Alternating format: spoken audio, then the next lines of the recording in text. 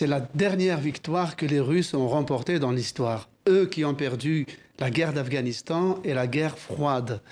Donc pour les Russes, et quelle victoire! L'entrée triomphale à Berlin, la chute du nazisme, et au prix de 27 millions de morts, dont 13 millions de soldats.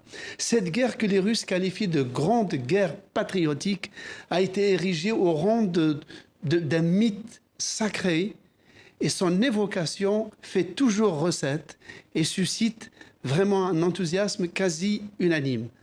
Cela apporte du réconfort, de la fierté à un peuple russe frappé de plein fouet par la chute du prix du pétrole, par les sanctions européennes, d'autant plus que 30 ans après la fin de l'Union soviétique, la Russie n'a encore atteint, malgré d'indéniables progrès, ni la prospérité, ni une vraie démocratie. Alors le défilé est fastueux, on a vu quelques images à l'instant, mais aucun chef d'État étranger n'est présent. Pourquoi ? Ah, vous l'avez remarqué. Il y a un seul ex-chef d'État, c'est l'ancien président du Kazakhstan, une ancienne république soviétique, qui est d'ailleurs toujours alliée de la Russie. En fait, depuis 2015, la fête de la victoire du 9 mai est devenue une fête russe, par et pour les Russes. Pourquoi? Parce qu'en 2015, Vladimir Poutine avait invité plusieurs chefs d'État, dont Barack Obama, François Hollande, Angela Merkel, qui avaient tous décliné l'invitation pour protester contre l'implication des Russes en Ukraine.